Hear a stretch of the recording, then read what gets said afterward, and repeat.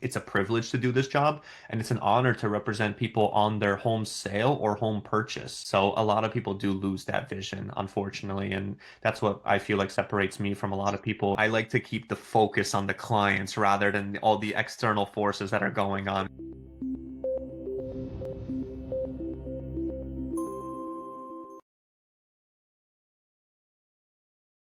Welcome, everyone, to Realizations. I'm Andrea Gordon, your host, and this is the podcast where we talk about everything that has to do with real estate. I started the podcast when the NAR and DOJ lawsuits were occurring, as well as the commission lawsuits, because I got really, really, really angry. I thought to myself, my goodness, no one understands what we do. And so then I thought, rather than being angry for a really long time, I should possibly try to educate the American public and other realtors to understand our worth, what we provide to the communities that we serve, how we are really instrumental in the economy of the United States. So today I have on my show Artur Tyszka, who is in Northern Jersey. He's a realtor there. He handles an insane number of counties, basically all of Northern Jersey and all of Central Jersey. Hello, welcome to the show. Thank you for coming on today, Artur. Yes, thank you for having me, Andrea. I'm really excited to be on the podcast today. Well, thank you. So, what got you into real estate? How did you end up becoming a realtor? I come from a family business. My mom was in real estate. My father's in construction. So, naturally, they were killing it. They're doing great. And when I was finishing up high school, I don't know if many high school people really know what they want to do in life, and I was one of them where I was navigating, right? And my mom said, "Well, you can come help me in real estate." She was doing maybe, I mean, this is, I don't know, 11 years now ago or so. She was doing about 10 million in volume. Got my Mhm. license just to kind of help out, paperwork, back end stuff, maybe showings, whatever. And I started picking it up a little bit, at the ripe age of 18 years old, and slowly but surely started rolling into it, getting into my own groove. And as the years went on, we started to grow and grow and. We were at Weichert Realtors. I don't know if they have those over by you, but Weichert's big over here in the Northeast. We don't, but I know of them. Yeah. Yeah, yeah, yeah. So we were pretty good producers over there, and then Keller Williams came into the area. I'm sure you have Keller Williams over there. Yeah. Keller Williams like dominated our area, and pretty much every big producer went over there. So we were like, you know what, can't beat them, join them kind of attitude. Went over there, and we love it. Our office is incredible. It's amazing, and we've grown a team ever since. And we went from my mom doing 10 million on her own to now doing 70 million in volume, which is amazing. And we closed about 180 plus units last year, and we're only growing from here. So we're hoping to hit that 100 mil mark this year. So we'll see how everything goes. Wow, prices are so different all over the place. What's your average price point? For me personally, I'm like in the mid fives, just probably under six. And Um, would that be a luxury home in your neighborhoods? No, that's like almost below entry level in most of our markets. We do service all over, so the price points will really vary, like I'll sell houses up to $2 million and as cheap as $100,000, So to me, I'm just all about people that want to work with me and see the value in what we provide. I think that's more important than anything. I'm not really, if someone doesn't want to see the value or work with me, then that's totally fine.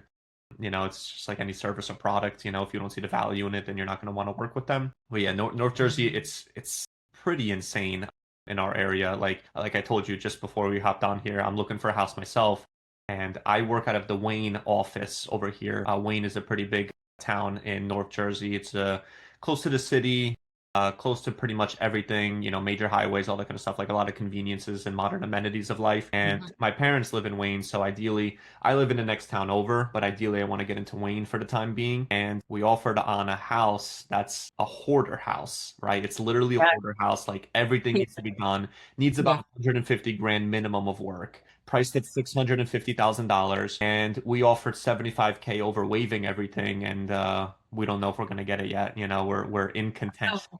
fingers crossed for you. That's yeah, those are hard. I have figured out over, I've been a realtor for 28, almost 29 years now, and I have figured out that hoarders are among the most difficult clients to have, and they're the most it's really, really an illness. It is It's 100%. Yeah, and I'm dealing with one of them now right now in Berkeley.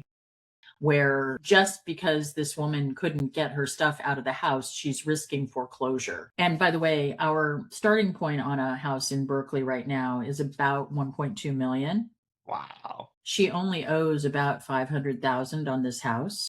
And she was going to lose it to foreclosure because she can't get rid of her stuff. And this has been like a year-long thing of me trying to get her out of there, and it's just we're finally getting everything out, but she had to wait until it was absolute chaos, and she has 45 days to get the place sold. That's the nature of the illness that's involved. As realtors, we deal with this stuff all the time. Oh yeah.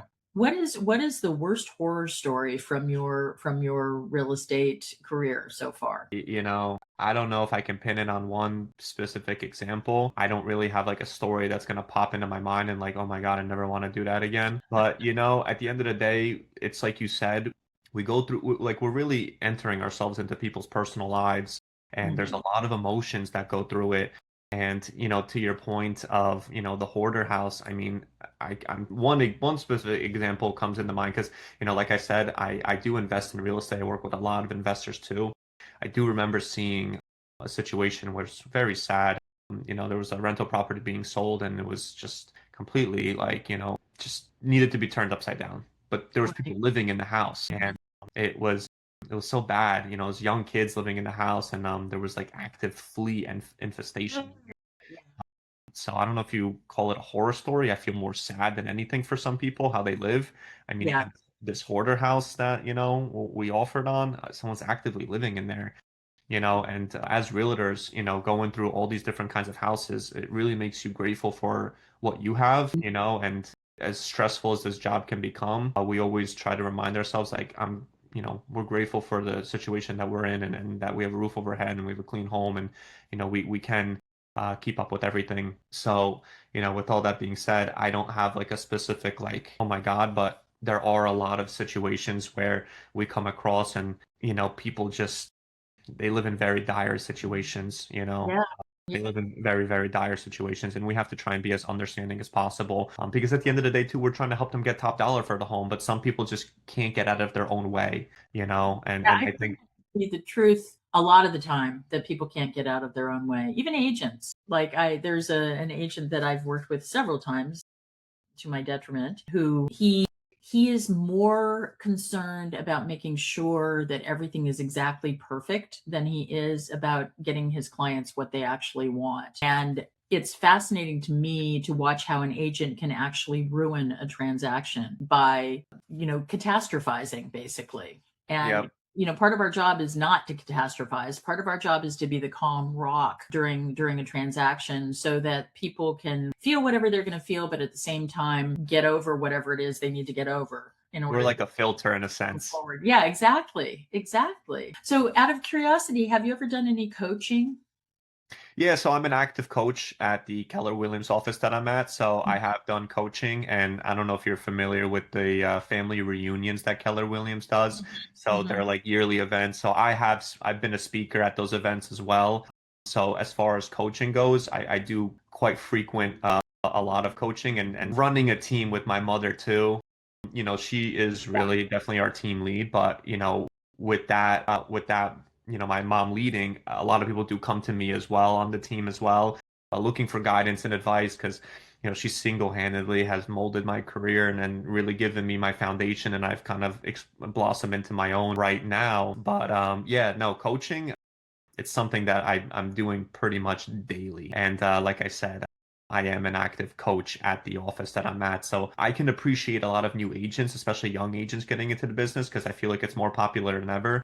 And I don't say this to like sound old or anything, but like 11 years ago when I was into, even like pre-COVID, like at 18 years old, I was the youngest by far. I always felt like this was an older generation's kind of business. But nowadays, like with the boom of real estate through social media, Yeah. I see a lot of young people getting into this business. Like it's like night and day compared to when I was in business. Like I'm like, it's not even like a shocking thing anymore to see young people doing what they're doing, but it's great. It's good. I do have mixed feelings, I would say, about, young people, but even some, older generations like couldn't, decipher left from right in a real estate deal. I had an agent that I'm doing a deal with right now. She was It's 35 years in the business, and I have all the respect for, the people who've been doing it before me, but sometimes they need some education on what's going on in the transaction because our industry evolves so That's true. often. All the technology. I'm at Compass, and so they forced us to figure Oh, out you're with Compass? all the Oh, you time. guys are in the headlines right now, like every day. I know it's crazy. It's really crazy. You Yeah, just have to put your head down and actually just do the work because, like I tell people all the time, when you're a real estate agent, you're an entrepreneur. And right. it's not like you are an employee of the agency that you work for. It's that you are their client. And if for some reason it stops being worth it while for you to have them as the place where you hang your license, you can just leave. Yep. So you should really look at it that way. Get whatever you can out of whatever work environment that you're in and go to town. But remember at the end of the day, it's all you. It's all you and what you do. It's not Keller Williams, it's not Compass, it's not Reichert, it's not any of that. It's who you are, who you present, how you authentically do your business on a day in, day out basis. I'm still about that, and sorry to cut you off, but like just to say, like it's a service business at the end of the day. We're here to serve the people. And going back to your other, sorry about the agent who is like a perfectionist, catastrophist, whatever. People get in their own way. Yeah. Whether it's going to be the agent, I don't know if you guys use lawyers in your area, but lawyers will do it. Mortgage lenders, whoever, home inspectors, title. There's just catastrophizers in our business who can't keep the calm and they forget we are here to serve the people. It's a privilege to do this job, and it's an honor to represent people on their home sale or home purchase. So a lot of people do lose that vision, unfortunately, and that's what I feel like separates me from a lot of people. I like to keep the focus on the clients rather than all the external forces that are going on, because a lot of people, like you said, love to catastrophize. Yeah. So I always tell everybody, I reiterate to them, I'm like, guys, like I'm in your corner. I'm gonna, I don't say I'm gonna be your therapist, but basically I'm gonna be your therapist throughout the deal. Like, Yeah, vent to that me, is talk to that is me. I'm in this business day in and day out, 7 days a week, like nonstop. I just close a lot of different deals. So, just talk to me. I'm here for you, and that's what I really try to emphasize to everybody. I'm here to Mhm. serve. Right. And have you yourself ever done coaching? Have you had a coach? Or Yes, I've tried coaching a lot of times. My broker, like he just actually reached out to me even before this. We do like one-on-ones, we have a team lead at our office, and then we have like two different brokers. We have one broker who's like a broker of record, and we have like an operating principal. So, right. between the two of them, they will meet with me about once a month, as well as the team lead will meet with me maybe every so often. But as far as like, outside coaches and stuff, like Keller Williams has like a coaching Yeah. Like platform. So yeah. right. We've given them a try. It wasn't feeling it too well. We're just on different wavelengths, which is fine. And I know my mother does. Right now she's enrolled in the Tom Ferry program. So she's I loving. used I used to work with Tom Ferry, and then I switched my coach through, I didn't have Tom Ferry himself. Actually, what's funny is back in the day, he doesn't do it anymore, I don't believe, but back in the day, if you wanted to start coaching with Tom Ferry, you would get one session with Tom Ferry, and then he would move you to whatever coach it was that you were going to move to. Mm, And so I got moved to a coach, but I remember being on the call with him saying, "No, I want you." And he's like, "You're not ready for me. You need someone else. You need." And I ended up with this coach who's wonderful named Yvonne Arnold. And she's actually just gone out on her own and she's terrific. She's based out of Idaho and California. And she was terrific for me in so many ways, but we were not on the same wavelength politically, socially, humanistically, whatever. And after a while, it started to grate on me. I've been a top producer since I became an agent. I annually do about 70 million in sales, and I'm not a team. wow. So I was a little full of myself back then, and I decided that I would go off on my own. And then after about 6 months of not having a coach, I realized the importance of having a coach. And I got reassigned to a woman named Vonda Martin, and I've been with her ever since. And she actually went out on her own too, and I work with her. She's really terrific. She's an accountability coach more than anything else. I don't need a coach for the other stuff. It's good for me to have somebody who keeps me on track and reminds me of why I do what I do and allows me to vent a little bit about crazy situations that I've gotten myself into, what have you. It helps. It just genuinely helps because people don't realize how hard our job actually is. On an average day, how many hours do you work? It's pretty much from opening my eyes to closing my eyes at this point. I would say I'm in the peak of my career, like I've worked very hard to get to where I'm at. So Yep. the phone is pretty much always going. And if it's not, then there's so much on the back end and just looking for houses for people to be Right. done. So, I can't really put like a set hour, and I don't want to sound like a workaholic. Like I do dedicate time to my family as well. Like, this past Monday, I dedicated just to my family, and I can do that, right? I have the team to leverage like appointments and all that kind of stuff. So, so often I do like to dedicate and just be around. I try to work from home as much as possible. It's like I was telling you, we're expecting twins. So my wife's pregnant. So at the same time, like we have the And you have a 1-year-old. yeah, yeah. So the 1 year old, she's just running around. She doesn't want to sit still at all. So, I just, it's pretty much just as it comes, right? And it's pretty much from the moment I open my eyes to when I close my eyes. It's just a nonstop kind of grind right now. Well, and that's what people don't realize. I mean, other people who work like 9 to 5, they can I go envy them sometimes. I really do. home.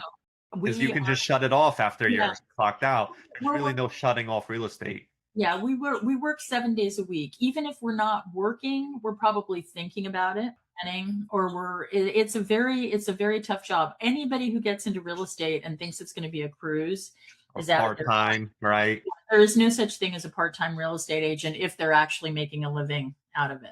A Um, 100%. that is really the truth of it. Well, you are just a joy. I really appreciate that you took the time to come and be with me today. If somebody wants to buy a house or sell one in the North Jersey area, how do they get a hold of you?